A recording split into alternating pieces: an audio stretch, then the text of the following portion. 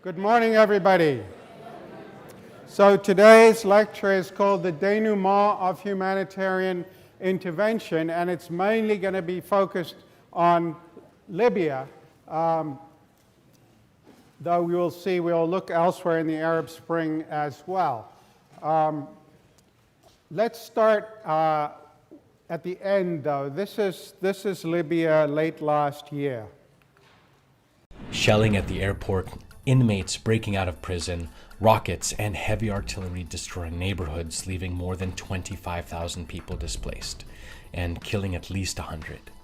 These were the scenes in the Libyan capital of Tripoli in September. In late August 2018, violence broke out when militias attacked a UN-backed government of national accord, accusing their armed security forces of corruption. 3 to 4 armed groups that had been providing security on the behalf of a UN-backed government had started to steal money from the public funds, had started to steal money from the central bank of Libya, and many groups, armed and non-armed, began to become upset about this and a fight to take Tripoli away from those groups. The fighting lasted for a month before a ceasefire deal was signed, but this was just the latest round of fighting in the conflict-ridden North African country. But how did Libya reach this point? I authorized the armed forces of the United States to begin a limited military action in Libya in support of an international effort to protect Libyan civilians. That action has now begun. In October 2011, Libya's longtime ruler Muammar Gaddafi was overthrown and killed by NATO-backed forces, ending his 42 years rule of Libya. Less than a year later, Libyans elected the General National Congress, or GNC. It was entrusted with the responsibility of establishing a new constitution in 18 months, but it failed to meet the deadline, so soon the country descended into chaos again. In 2014, Libyans went to the polls again. This time the people voted to replace the GNC with the House of Representatives, or HOR. But the elections were marred by violence and resulted in a low turnout, so the GNC disputed the result and refused to cede power. The GNC declared the newly elected HOR illegitimate, forcing it to eventually move to the eastern city of Tobruk, an ally with Gaddafi's former general Khalifa Haftar. Haftar has emerged as another center of power in eastern Libya after he launched Operation Dignity against the militias in the region. But the political divide created a power vacuum, which was exploited by Al-Qaeda-affiliated groups. It also paved the way for Daesh to establish a base in the city of Sirte, from where they attacked both the governments of Tripoli and Tobruk. The presence of Daesh was a concern for rival governments and the international community. This prompted the UN to conduct negotiations between the rival factions to enable a successor government to rule the country as a whole. This led to the formation of the UN-backed Government of National Accord, or GNA. But the GNA couldn't become the sole legitimate government, as both Haftar-backed HOR and factions within the GNC rejected it. So what's the situation in Libya now? With the absence of one central government exerting control, empowered militias deeply rooted along sectarian and tribal affiliations roam freely, posing a major security threat. Many of these militias are backed by foreign countries who are trying to maintain their interests in Libya. A recent UN report indicates that foreign governments are still providing financial and military support to different militias and rival factions, despite the presence of an international arms embargo since 2011. 4 years after Libya's civil war, the power balance has shifted in favor of General Haftar's Libyan National Army, or LNA. Today, the LNA is the strongest armed group in the country and is backing the HOR in Tobruk. It also controls most of the oil fields in the east of the country.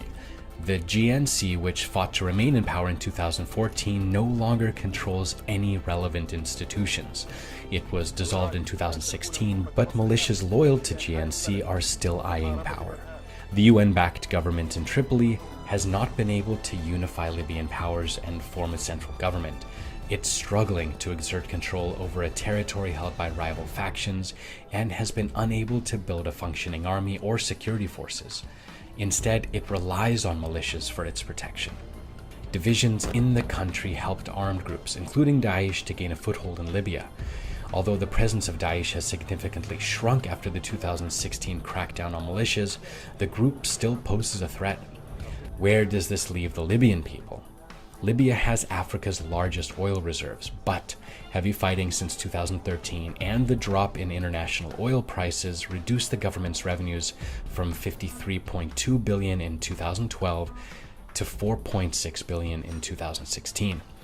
While the production of crude oil has since revived, reaching 1 million barrels per day in 2018, the inflow of wealth is not reflected in the daily life of Libyans who are still struggling to meet basic needs.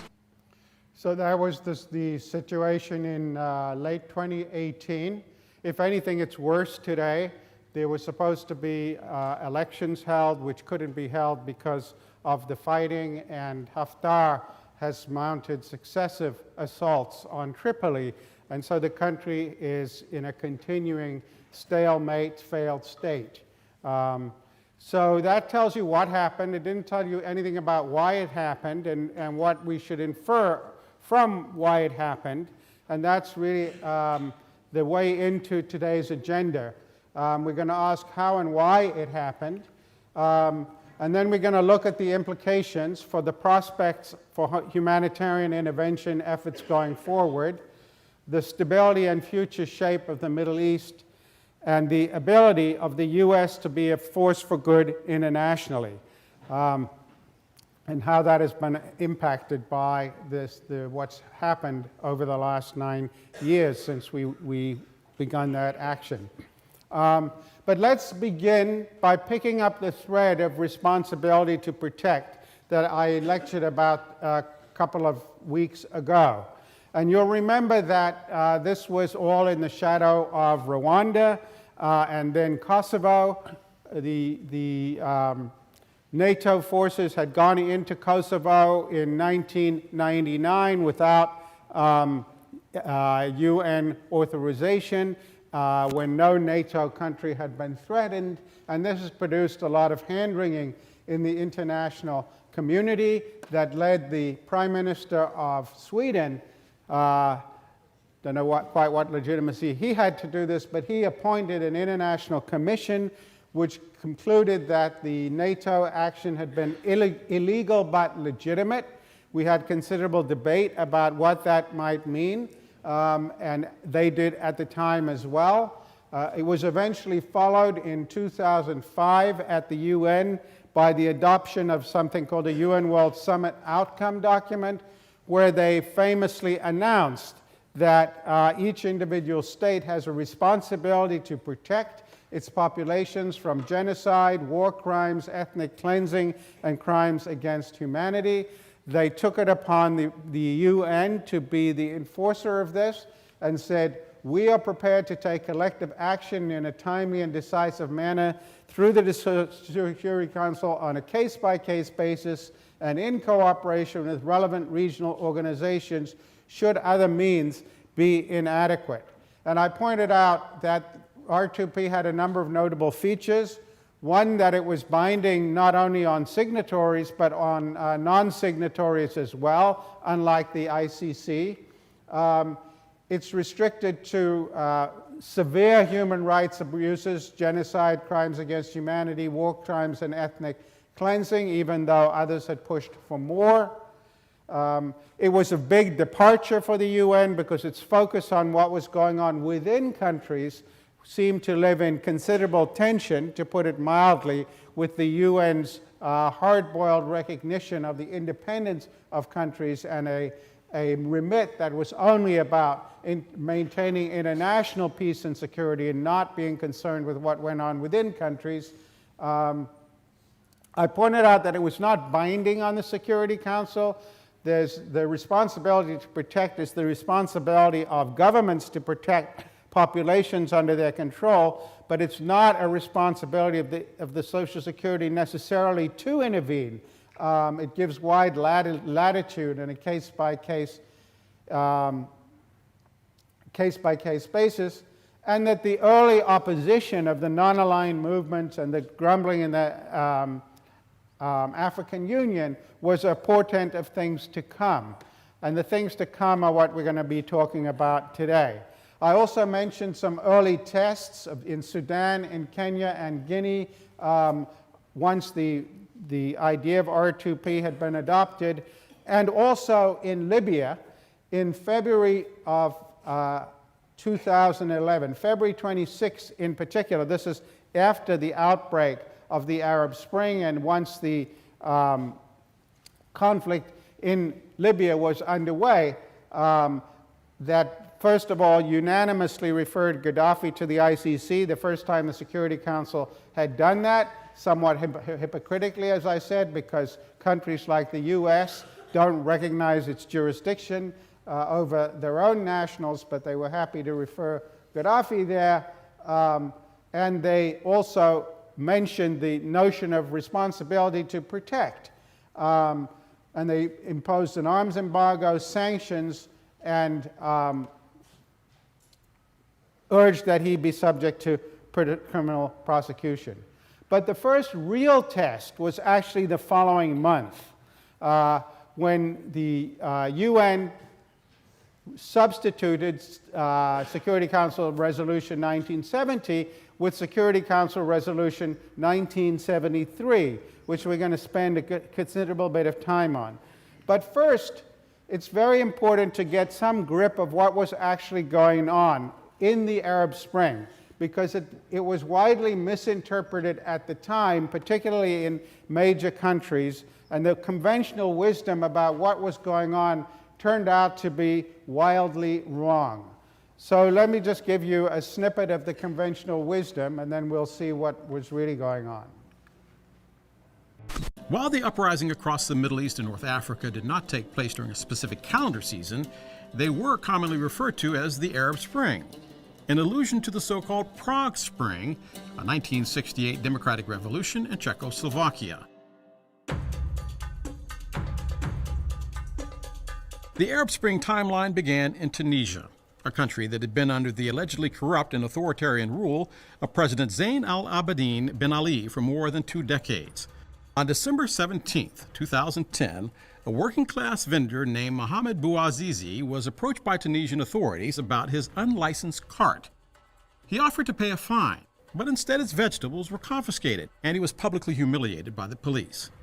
In a show of protest, Bouazizi stood in front of the local governor's office and set himself on fire.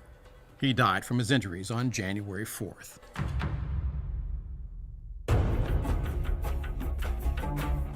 Bouazizi became a martyr who inspired others who were suffering from unemployment at the hands of a corrupt government. His death sparked a Tunisian revolution in which protesters armed themselves not only with signs, but with cell phones, allowing the protest to spread at social media speed. On January 11th, a week after Bouazizi's death, Tunisia's government fell apart, and the disgraced president Ben Ali fled the country. The videos of the successful uprising shared via social media raised global awareness of the protests themselves. State-run news organizations were barely able to keep up. The speed and success of the protest inspired others across the region. Throughout January, protests erupted in Algeria, Jordan, and Oman. By January 25th, the movement reached Egypt, followed by Syria, Yemen, Iraq, Libya, and several other countries. On February 11th, Egyptian President Hosni Mubarak stepped down, and by the end of the year, Yemen's government was overthrown, as was Libya's, ending the dictatorship and the life of their leader, Muammar Gaddafi, who was captured and killed by Libyan rebel militia. So that's the conventional reading of the Arab Spring, that it erupted in Tunisia and then just basically spread like wildfire across the Middle East and North Africa. And it's one of the reasons there was so much enthusiasm for it in the West. But it was a fundamental misreading. And just to give you one very important illustration that bears on what's coming next, it was a misreading of what was going on in Egypt. Now, everybody can remember at the turn of 2011, the eruption of protests in Tahrir Square in Cairo, millions and millions of protesters, supporters. It started out peacefully, and then supporters of the Mubarak regime became involved in conflicts with the opponents of the regime, and they were largely middle-class secular people. We tend to, you know, we now, with hindsight, we think about Morsi's Muslim Brotherhood government being overthrown 2 years later, but at the time of the eruption, it was largely a secular opposition movement opposed to Mubarak, calling for regime change. And I'll just show you a couple of videos there that start to give a hint of how the conventional reading, conventional wisdom was misleading.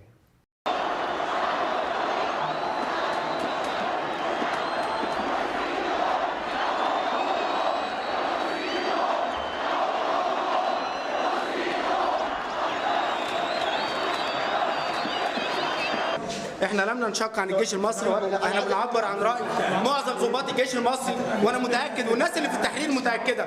يعني سياده المشير النهارده نجح ان هو يقسم البلد نصين، يبقى في عباسيه وتحرير.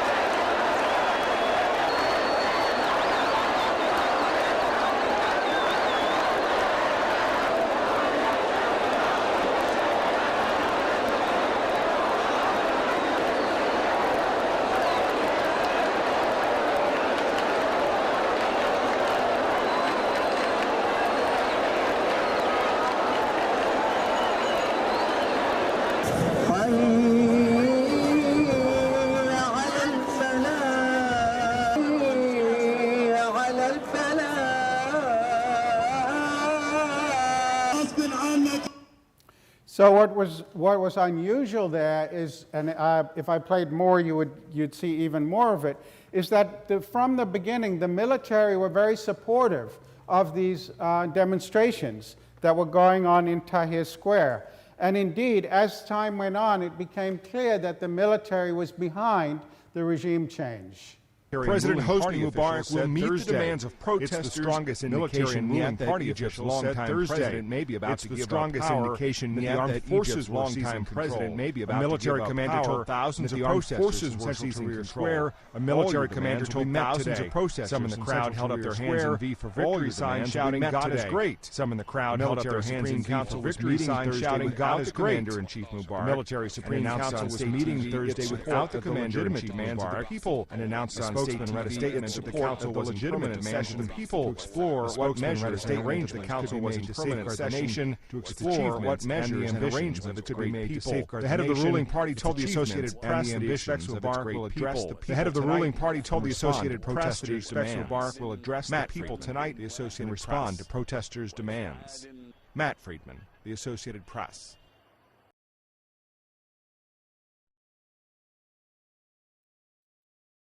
Either this is the first Arab revolution of the 21st century, either this is the first Arab revolution of the 21st century. Tense new beginnings for Tunisia. Its Arab neighbours nervous of how revolutionary feelings its Arab neighbours nervous of how revolutionary feelings could spread. Revolution defies all expectations. Egypt's 18-day revolution defies all expectations. Rarely enthusiasm as it is on the streets of Cairo tonight, with such enthusiasm as it is on the streets of Cairo tonight. So there again you see this enormous enthusiasm for this military takeover, which then promised elections.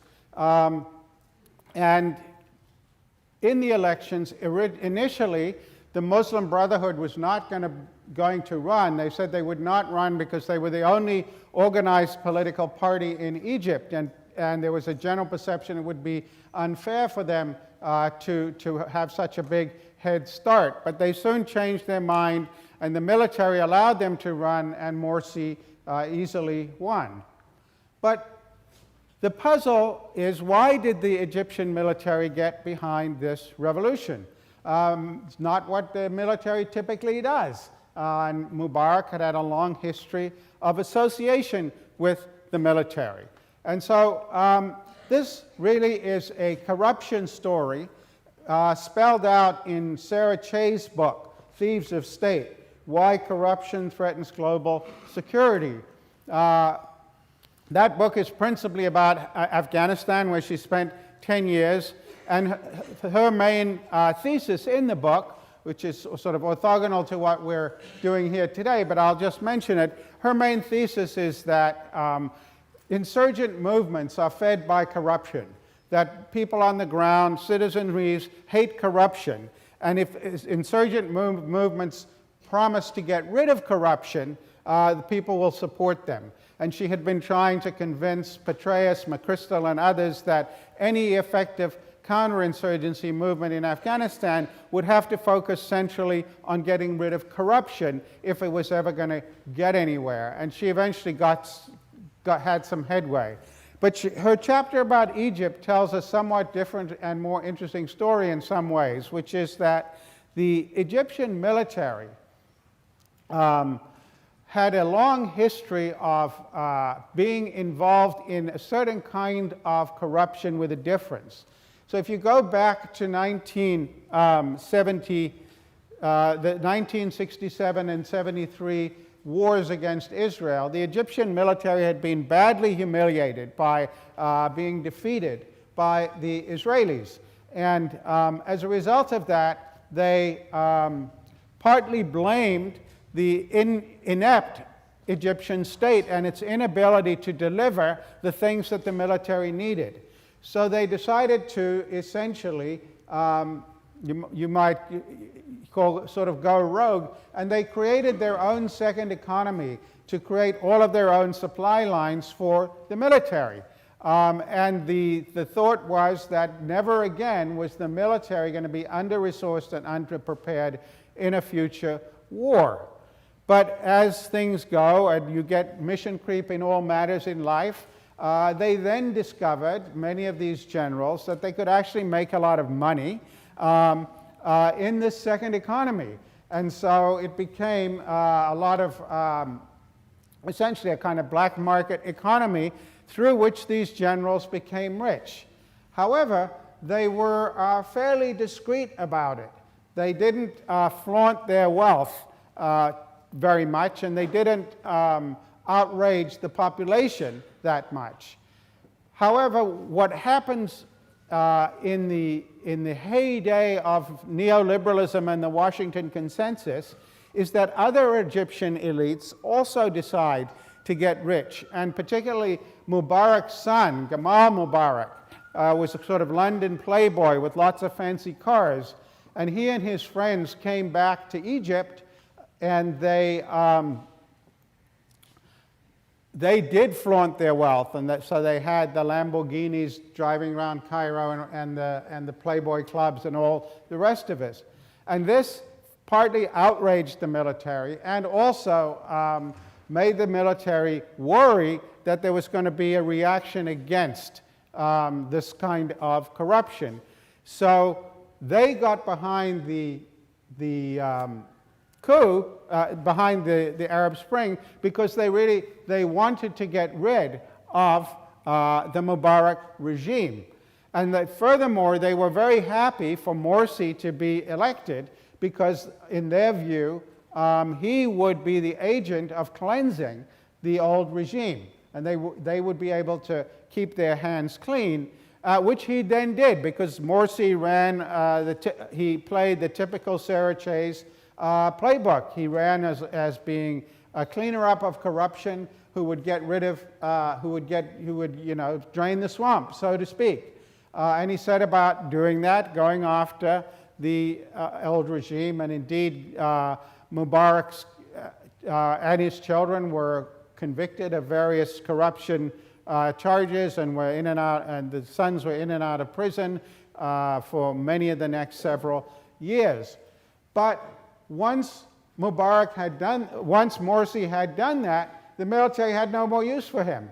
And so when people came dissatisfied with him, they had no problem getting rid of him, and General Sisi took over and recreated a military regime.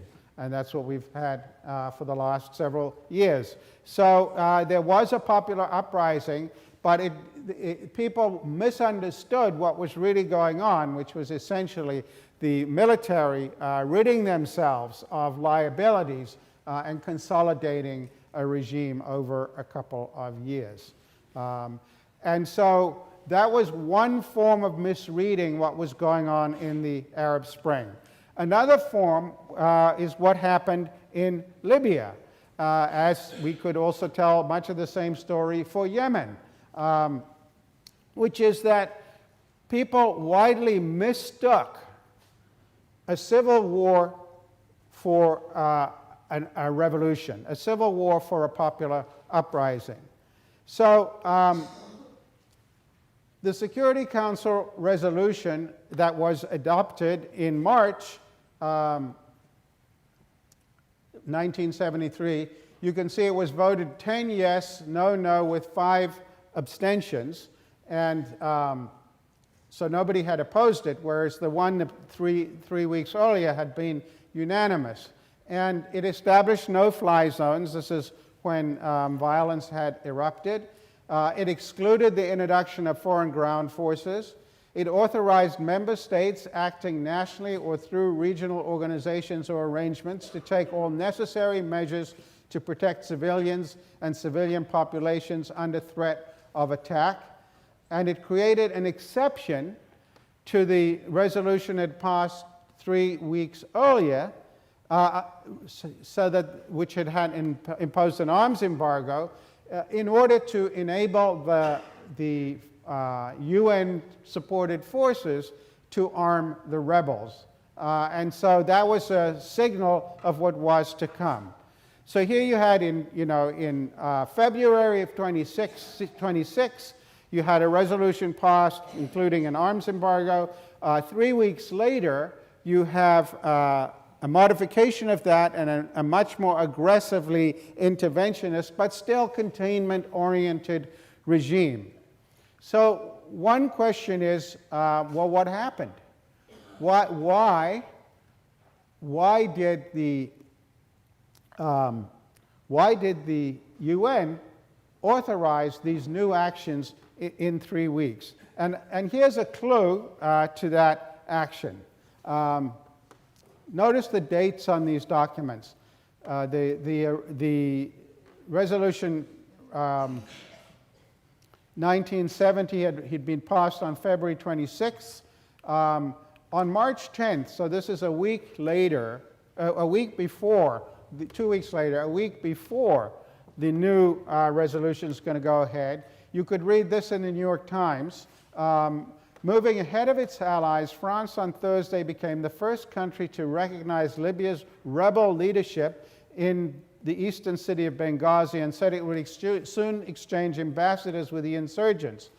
The move was a victory for the Libyan National Council in its quest for recognition and a setback for Gaddafi, who had been seeking whatever international support he could as NATO members in Brussels had begun debating the possibility of imposing a no-fly zone.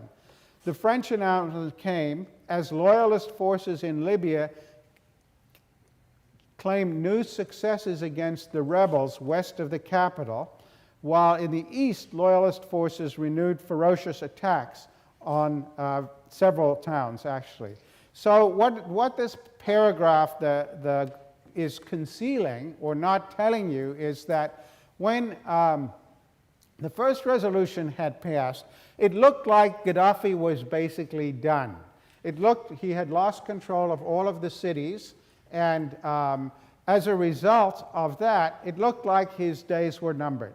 Most people thought the regime was crumbling. And the French and the British and the Italians had big oil interests and good relations with Gaddafi. Gaddafi, we forget, in the first decade of the 21st century, had sort of, internationally speaking, come in from the cold. He had given up the Lockerbie bombers for trial. He had agreed to dismantle his nuclear program, which he subsequently did. He helped with intelligence against Afghanistan in the aftermath of 9/11, and actually also his domestic atrocities had diminished. If you look at most of the human rights violations he's accused of, they're all before the turn of the century. Didn't mean he'd become a nice guy, but he was a pretty run-of-the-mill Middle Eastern dictator, not as nasty as he had been in the 1990s. But now it looked like he was done, and so the question is, what was going to happen to the oil relationships? And so the French decided they better make nice with who's going to be the new government. And so they started conversations, and these were brokered by a French political philosopher by the name of Bernard-Henri Lévy. Shows you why you should never let political philosophers have too much influence in politics. And he started brokering meetings between the opposition groups and the French government, Sarkozy's government. He was essentially telling them, this is the government that's taking over. But after the first resolution had passed, the reality on the ground changed, and Gaddafi started winning again. And so they were then in trouble because they had said on March 10th that France recognized the Council as the sole legitimate representative of the Libyan people. It put France ahead of other European powers that have been seeking ways of supporting the rebels on toppling Gaddafi. Normally, European countries don't do that. So their aggressive stance was seen as a way of showing commitment to the popular uprisings, or so they said. But what they were really doing was showing a commitment to what they thought was the emerging government of Libya. And you can see here how they spun it the day that the resolution was passed. The resolution allegedly just about containment passed a week after France had already recognized the opposition as the legitimate government of Libya. After being accused of being slow to react to the revolutions in Tunisia and Egypt, the French president has moved quickly to silence his critics and take the lead in reprisals against Colonel Gaddafi. Meeting representatives of the rebels at the Elysee Palace, he promised them immediate diplomatic recognition. France has expressed its satisfaction about the creation of the Libyan National Transition Council, and after this meeting with President Sarkozy, I can say that France has recognized the Transitional National Council as the legitimate representation of the Libyan people. The French plan is reported to include proposing limited airstrikes against key Gaddafi targets, such as his headquarters and a military airbase. There was no official confirmation from President Sarkozy's office, and it's a highly controversial proposal that would meet with strong resistance from many European allies, who are also wary of giving the rebel representatives diplomatic recognition at this stage. That's a decision by a single government. I think it's better for us to listen to the stance of the entire European community. The Elysee Palace says that Mr. Sarkozy is seeking legal authority to prevent the use of force by Gaddafi. It believes that jamming his communications would be a good start. Tim Friend, Al Jazeera, Paris. So there it was. They were in a difficult spot because they had recognized the opposition, but Gaddafi was now once again winning the war, and he was regaining control of the cities. And he was indeed about to regain control of Benghazi.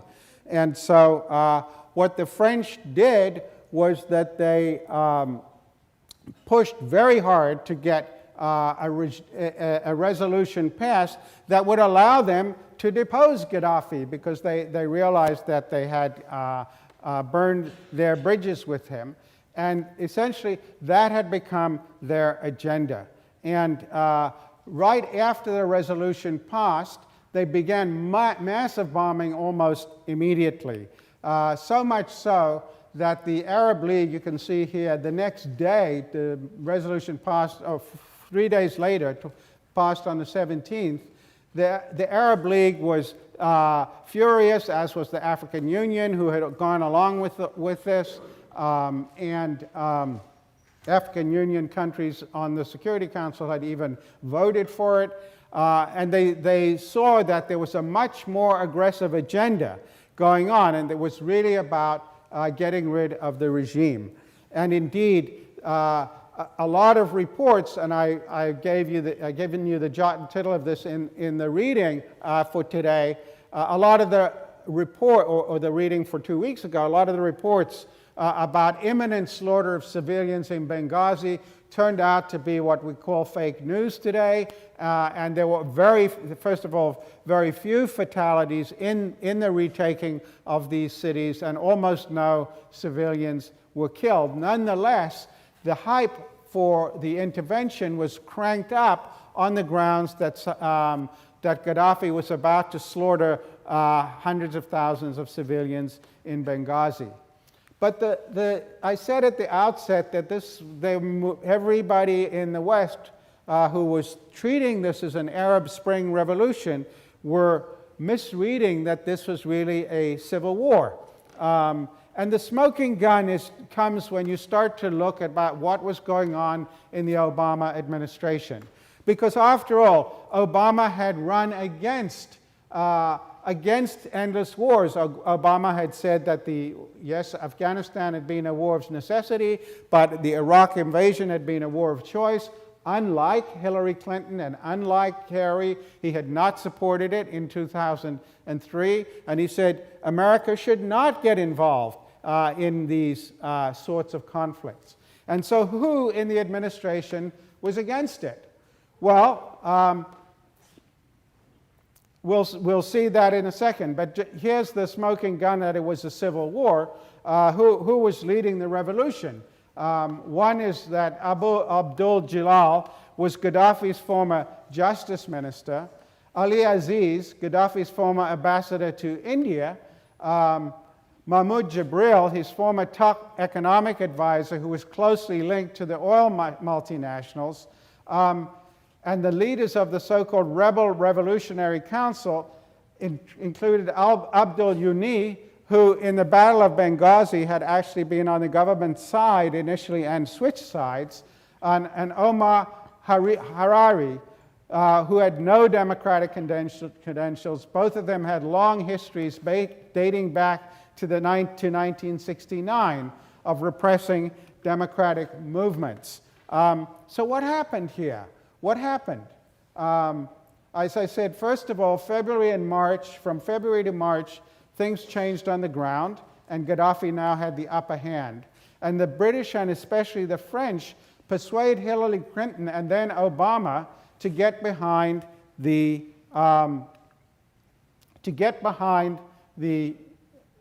resolution and go in. But so who was against it? First of all, Robert Gates was against it, then Secretary of Defense. He had been appointed by Bush. Obama had kept him on.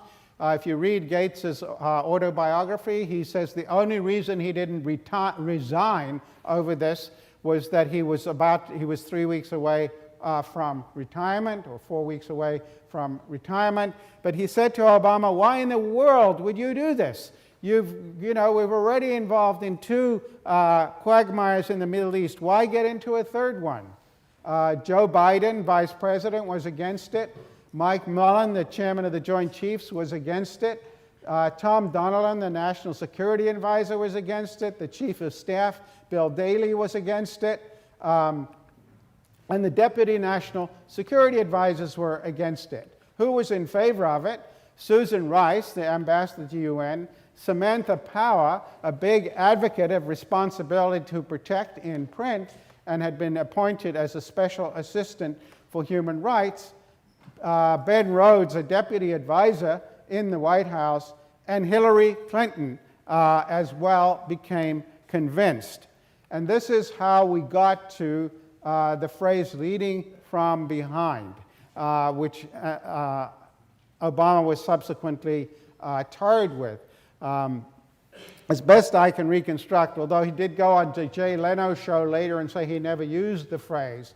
But basically what happened was that Hillary Clinton had been skeptical, and she was in Paris for the G7, and the French philosopher arranged meetings between her and Jibril, and they persuaded her that they were indeed going to overthrow the regime and install democracy, even though none of them had the slightest history of democratic behavior, and so there was no reason to believe that they would, in fact, do that. So she came back from the, I guess it was the G8 at that point, and she said to Obama, I think we should do this, and he opposed it, and they argued about it, and eventually he said, well, it's 51-49, and she said, well, the French really want to do this, the Italians are on board, and so on. And he basically, he said, and this is why the French started bombing early, he said, well, basically, all right, but it's got to be their show. We're going to be leading from behind. So what quickly happened, though, was that NATO expanded its remit. And the evidence of this is that once the African Union and the Arab League saw what was going on, they said, no, we can, the crisis in Benghazi is over, civilians are not being slaughtered, we can now arrange a ceasefire between Gaddafi's forces and the opposition and mediate this conflict. And instead, the NATO forces said, no, no, no, we're going to knock off Gaddafi. Now, they couldn't put in ground troops, but they massively supplied the rebels until they were successful. It took about 8 months until Gaddafi was finally killed and captured. The death toll was somewhere between 2,500 and 25,000. I've seen estimates, probably about 8,000. And they nakedly pursued regime change. But nobody was portraying this at the time as a civil war. They were still arguing that, you know, this was a popular uprising and there was a democratic opposition and this was all going to be great. So again, you can see the hype. The Libyans I met didn't believe it. They said, no, it can't be true. Many of them said, this is something we have been dreaming of. As he's aged, Muammar Gaddafi's style and his rhetoric have looked more and more anachronistic. His a theatre of the absurd, punctuated by violent acts from a dangerously eccentric showman, a murderous clown. The Libyan revolution of 2011 was about one thing above all else, removing Colonel Gaddafi from power. Today concludes that revolution. But of course, it was not. It was the beginning of 8 years of civil war. They pursued successful regime change, and peace building turned out not to be possible. It turned out not to be possible for a number of reasons. First of all, there was nobody that had the capacity to run the country, as we saw. We were not putting in forces. We were prohibited from putting in boots on the ground. And essentially, you had rival militias controlling different parts of the country. And as the summary video I showed you at the beginning made clear, every effort to create a national government with legitimacy soon fell apart. But that's not all. So it was obviously a huge catastrophe for Libya. And the country has just more or less disintegrated over the past 8 years. And it doesn't show any signs of turning around. But there was huge fallout across the region. First of all, even as far away as West Africa in Mali, it turned out a lot of Gaddafi's principal support, guard, his elite troops, were from Mali, and they went back to Mali and ended up fomenting conflict in Mali, which led to the downfall of what had been the most stable democratic regime in West Africa.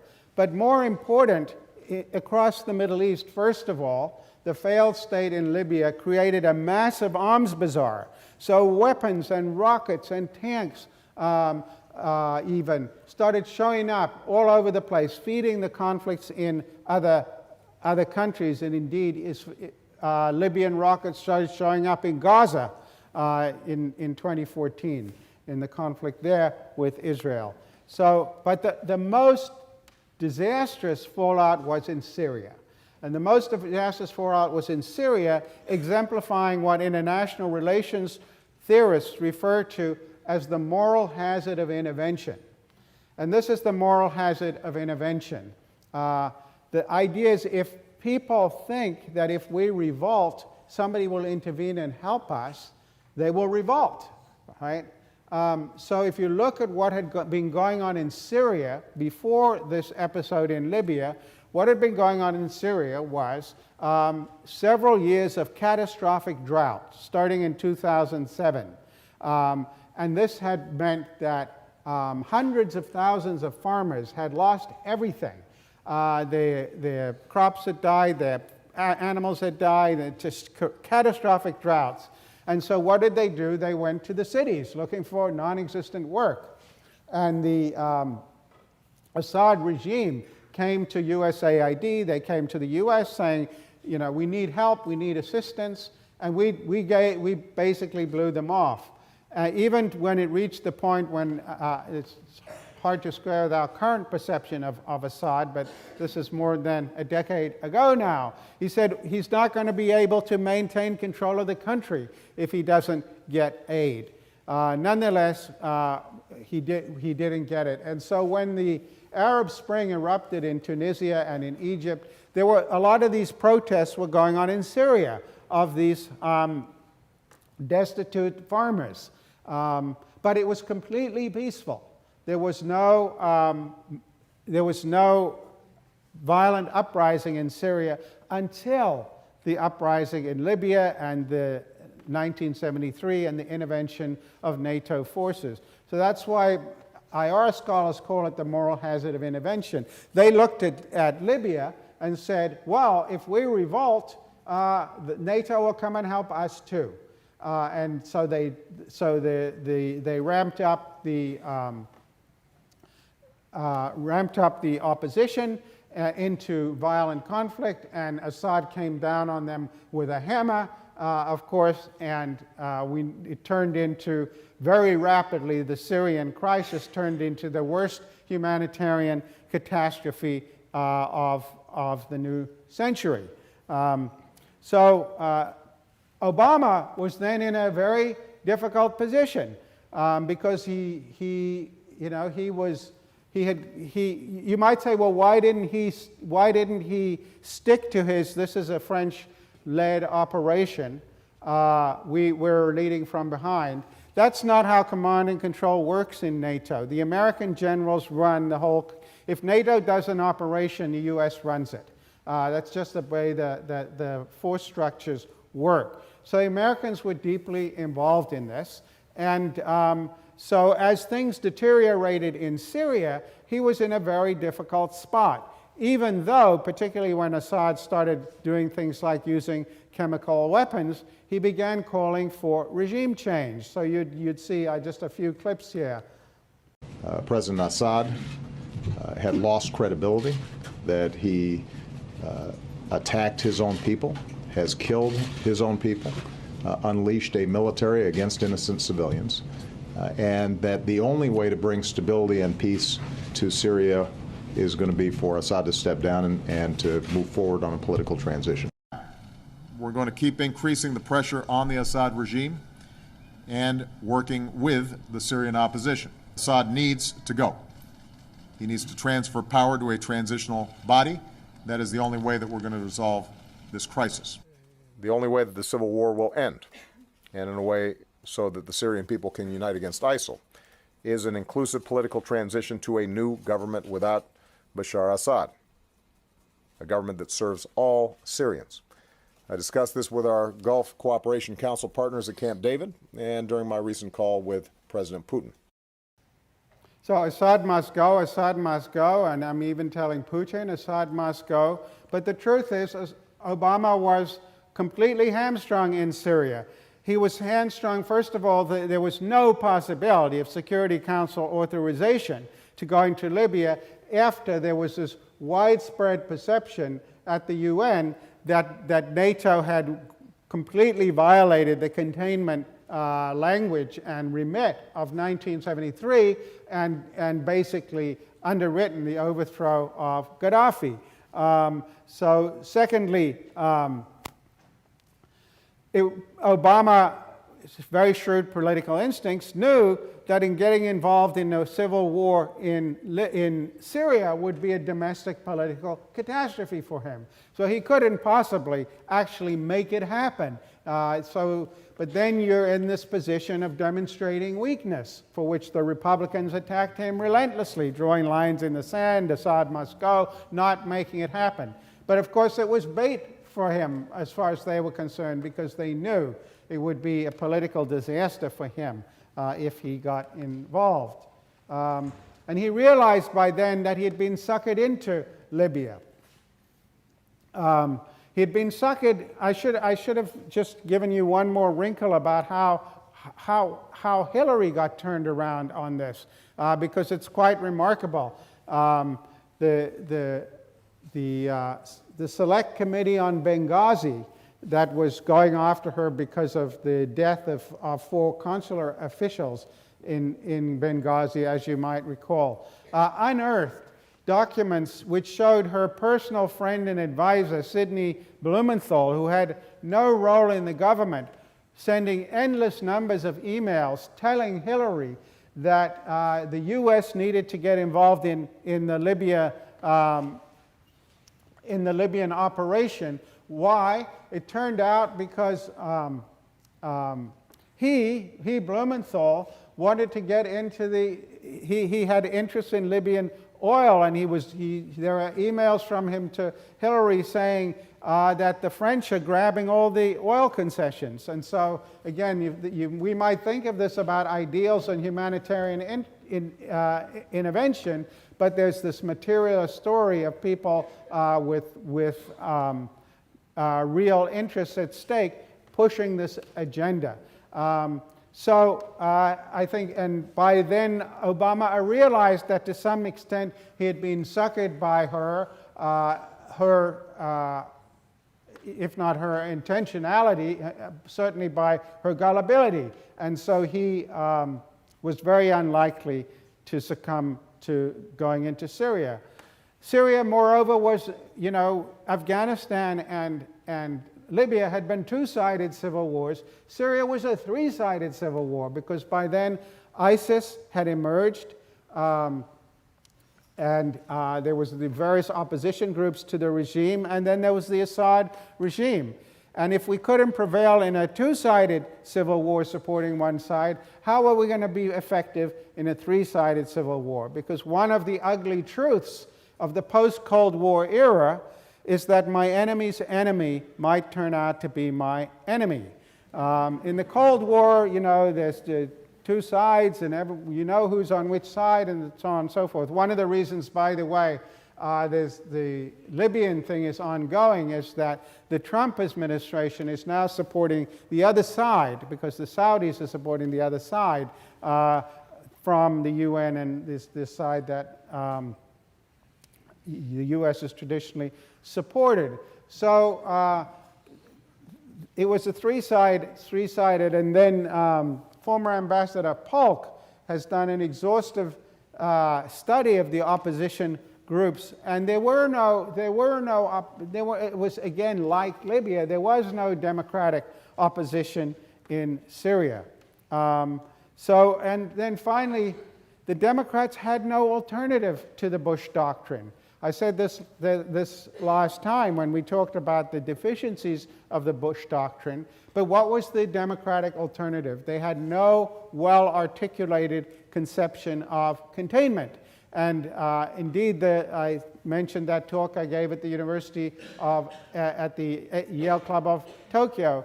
That eventually became the little book I wrote about containment, arguing that if the Democrats went back into office without a national security strategy, they were going to be pushed around, as Obama was indeed pushed around in Libya, because not having a strategy and doing things like triangulation leads you to be manipulated by people who have a clear sense of what they want to do. And indeed, the Russians, when they went finally into the Syrian conflict, Obama yelled and screamed and stamped his feet, but he couldn't do anything about it. And unlike us, they had a clear strategy. Their strategy was to help Assad win the civil war, which they then did. And so now Assad basically has won the civil war. We, on the other hand, have no strategy in the Middle East, and this is continuing to play out today, as we are watching in real time, that whatever you say about Trump's abandonment of the Kurds, it completely, his entree into that whole conflict is the correct observation that the U.S. doesn't have a strategy there, and there is no democratic regime that's being supported. The Kurds, supporting the Kurds, supporting the Kurds is a bit like supporting the Northern Alliance in Afghanistan. The Kurds are scattered through a number of Middle Eastern countries. The Kurdistan that they would like to build would involve going to war with several of them. Turkey, for all of its appalling behavior, is a NATO ally. The Kurds are not. As I said, one's enemy's enemy can turn out very easily to be one's enemy. And so we have, throughout the rest of the Obama administration, but really starting in 2003, have had no coherent strategy of what it is that we're actually trying to achieve in these conflicts. And so Trump took advantage of that and ran with it. And that's not the only fallout from the Libyan conflict. It's quite a lot, but there's more. We return now to the attack on a migrant detention center in Libya. As John Yang tells us, 8 years of conflict and instability there are now enmeshed with the migrant and refugee crisis. Bags of clothing and abandoned shoes. Remnants of life strewn throughout the blood-soaked debris of death. The early morning airstrike hit the Tajura Migrant Detention Center in Tripoli, housing some 600 people, mostly North Africans. Emergency crews struggled to carry away body bags through the wreckage. Survivors said they had no warning and no protection. All what we know is we want UN to help people out of this place because this place is dangerous. Libya's government of national accord, recognized by the United Nations, blamed the so-called Libyan National Army, or LNA, which is trying to seize Tripoli. The LNA acknowledged carrying out attacks in the area, but denied targeting the migrants. The LNA, under the command of General Khalifa Haftar, is supported by Saudi Arabia, Egypt, and the United Arab Emirates. It controls southern and eastern Libya, but has met heavy resistance from militias defending Tripoli. Yesterday, an LNA commander warned of intensified assaults. This is the latest calamity in 8 years of chaos in Libya. Fighting has also made an already desperate journey for migrants trying to reach Europe even more dangerous and deadly. An estimated 6,000 languish in Libyan detention, at least half close to the front lines of conflict. In the last 3 months, Tripoli and the neighboring areas around Tripoli have become an active war zone. So now we have migrants who are in abysmal conditions in detention, but on top of that, they can't flee to safer areas of the city. Many of the migrants were rounded up by Libya's Coast Guard, trained and funded by the European Union to prevent their crossing the Mediterranean. Several member states of the EU have effectively begun criminalizing aid agencies who were providing search and rescue services in the Mediterranean Sea.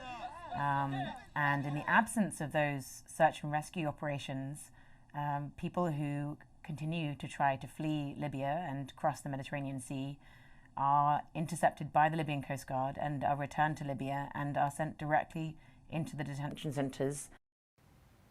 So in addition to everything else, this has fed the refugee problem in Europe, which has fed the rise of anti-system parties in Europe. In countries like Germany, people like Angela Merkel were initially open arms for these refugees, but as we know from earlier lectures, that soon turned into political catastrophe for her. And this ongoing, the externalities of this, as an economist would put it, are just stunning. So those are the sort of local and then regional and even international costs of this toppling this regime. So we've done a big, a deep dive into some micro stories here. Things are often not what they seem. But let's now step back a little and think about what does this mean for the doctrine of responsibility to protect, and what are its implications for other forms of humanitarian intervention.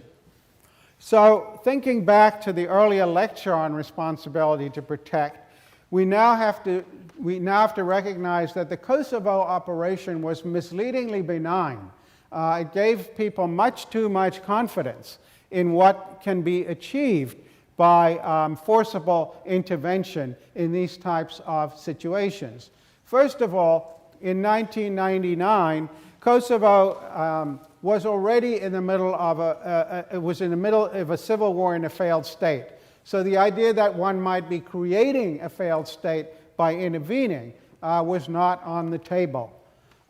Secondly, unlike the story in Benghazi that was mostly hype and widely discredited at the time, if you go back and look at the news coverage, it was undeniable that there was ongoing ethnic cleansing and gross human rights abuses going on in Kosovo. Third, the intervention was brief and it seemed to work. And that led to enormous hubris about the effectiveness of surgical power in rearranging the furniture in the targeted regime. Another feature of it was that NATO and the US plausibly had clean hands in Kosovo. There was nothing really strategic at stake for them.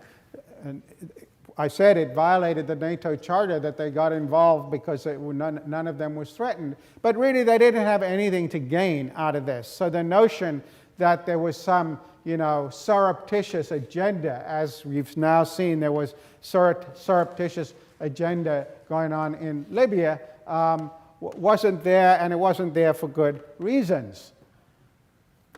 Also, the Kosovo operation was before the US-led invasion of Iraq had sullied our international image. Think again to the story about Abu Ghraib that we ended with last time. We were perceived very differently in 1999 across the Middle East than we were perceived after 2003. And just to add to that, the intervention in Kosovo had been on behalf of Muslims. So that muted criticism in the Middle East and the Global South, even though there was some. But it was the Americans and NATO and intervening to protect Muslims in Kosovo. So for all of those reasons, there was much more confidence in the ability to implement R2P than we now see was warranted. But people like Samantha Power and Susan Rice and others, therefore, were far too optimistic. When we take stock, there are really three big challenges one has to think about when we're talking about humanitarian intervention. One is big principal agent challenges. So if you're thinking about somebody going in to intervene in a country, who's the right principal? Who should go in? Who should make the decision to go in, I should say? And then who's the right agent? During the Cold War, the sort of agreement was that the US and the Soviets would not send people, and that's why in the Middle East you'd get sort of Norwegian blue hats or whatever. Because if you have an obvious interest, there's a problem. But most importantly, how does the principal control the agent? You know, once the UN Security Council has authorized NATO to act, and they're acting, it's very difficult to reconvene and reverse those decisions, because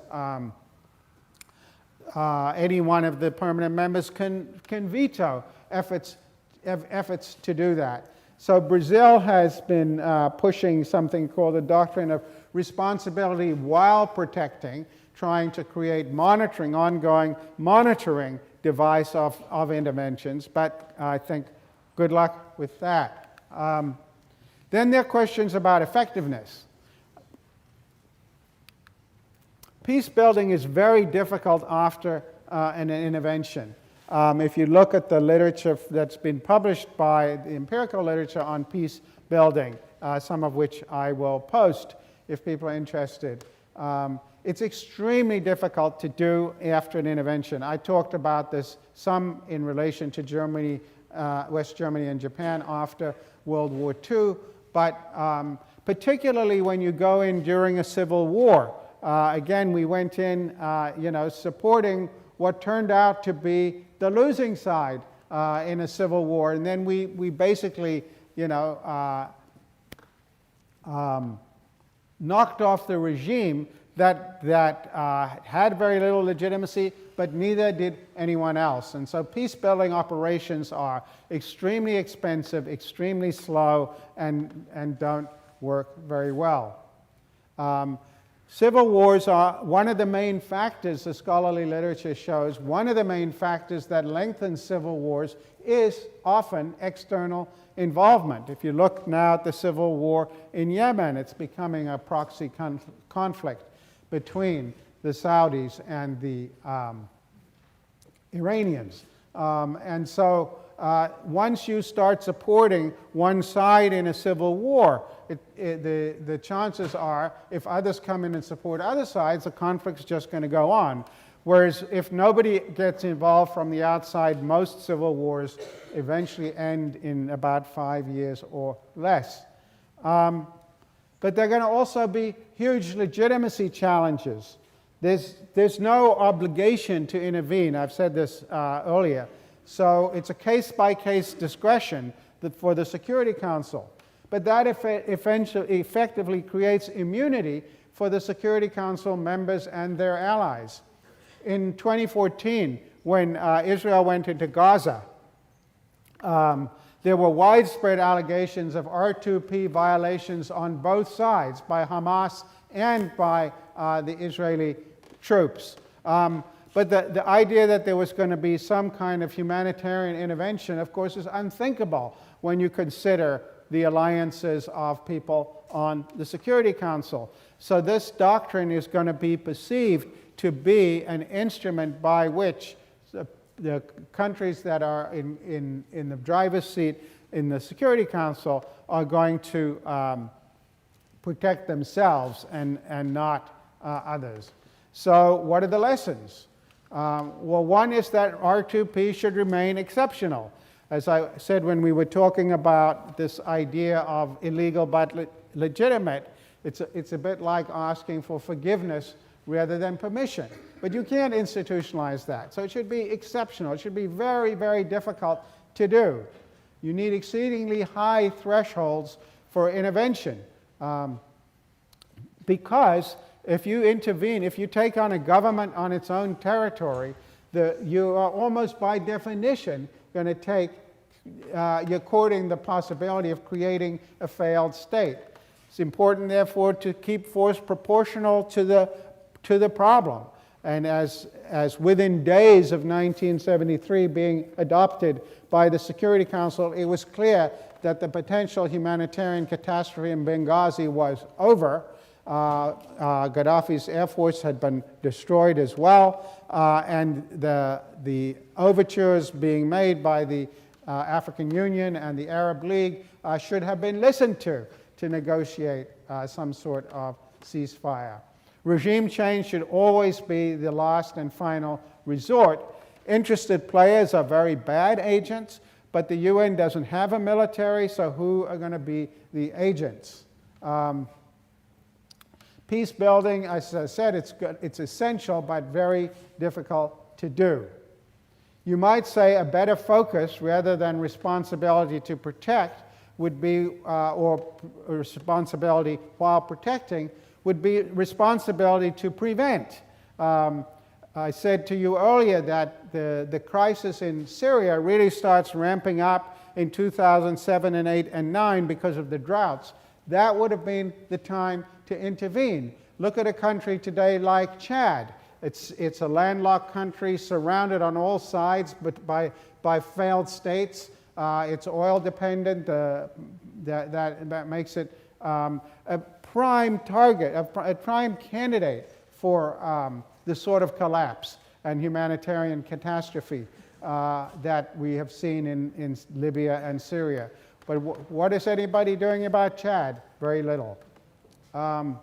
So just to sum up, I think that if you think over the course of these lectures on resisting aggression across borders, it is possible to come up with an integrated account that builds off of Kennan's insights for a post-Cold War world. And I take the three elements of his view to be economize on the use of force, keep it sufficient but proportional, don't destroy the village in order to save it, the famous line from Vietnam. Always remember that the biggest challenge is, and the most important battle to win, is the battle for hearts and minds, not the military confrontation that is not going to create a governable country.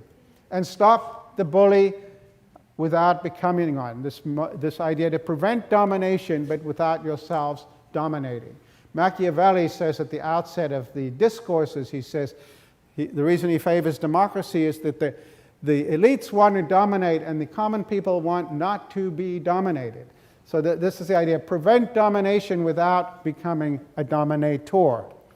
And if you wanted to sort of draw a conceptual map here of resisting aggression across borders, you could do it something like this. You could say, well, think about domination that crosses borders. First, there's self-defense. If a country attacks you, that's the strongest case. Classic containment, you want to prevent, you want to head that off. A country that's in the position to do that. So I think Kennedy, during the Cuban Missile Crisis, gradually ramping up enough, the embargo and so on, that is the way to prevent threats to the homeland, if you like. Make war a strategy of last resort, ramp up hostility proportionately. If you're going in to defend a third party, as we did in Kuwait, in Iraq, when Iraq went into Kuwait in 1991, then we should be thinking about containment again, plus, first of all, authorization. There needs to be authorization. That could be invitation from a legitimate government, as was the case in Kuwait, or it could be external authorization through something like the UN. When we're thinking about crossing borders to resist domination, there's got to be a higher threshold because the stakes are so much higher, because once you're crossing border in order to resist or to prevent domination, that might be better to say than resist there, you're inevitably courting the possibility of creating a failed state. So with responsibility to protect, there must be the imminent danger of human rights violations. There must be external authorization. There must be a diverse coalition.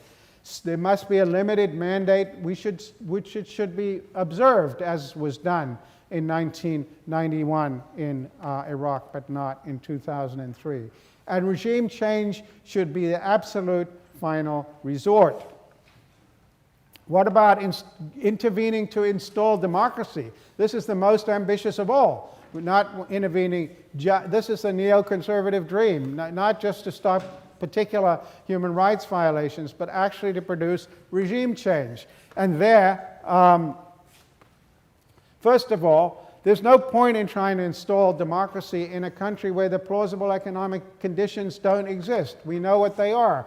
Per capita income of about $14,000, diverse economy being the two most important. There must be an opposition that is predominantly indigenous. You know, part of the problem with Ahmad Chalabi, he'd been living in London for decades, and when things didn't work out in Iraq, he could go back to London. But he did go back and forth to London when things got bad for him. You really want the indigenous opposition because they have, you know, it's like you want the pilot on the plane. You want people for whom, if this goes badly, they're going to pay the price before you go in and help them or try to help them. You must have some credible conviction that they're capable of governing and some credible conviction that they're likely to be democratic. Even if and when one side wins in this Libyan civil war, there's no guarantee that it's going to be democratic. Indeed, it seems vanishingly unlikely that that would be the case. So I think if you want to sort of think conceptually about what should be guiding policy thinking about humanitarian and other forms of intervention, it would look something like that in the post-Cold War, which would ramp up the stakes appropriately as the risks and costs of failure accelerate. But the big problem we now face, in addition to all the others, is that the catastrophe in Libya has more or less left R2P in tatters internationally. It'd be very difficult to do this again. And America has greatly diminished its capacity to act throughout the Middle East. We've seen Russia has expanded to fill the vacuum. And that is the sort of big geopolitical story, is that our capacity to be influential in the region is much less than it was the day before George W. Bush intervened in Iraq in March of 2003. So it's, in that sense, a big withdrawal by the U.S. and Russia filling the void.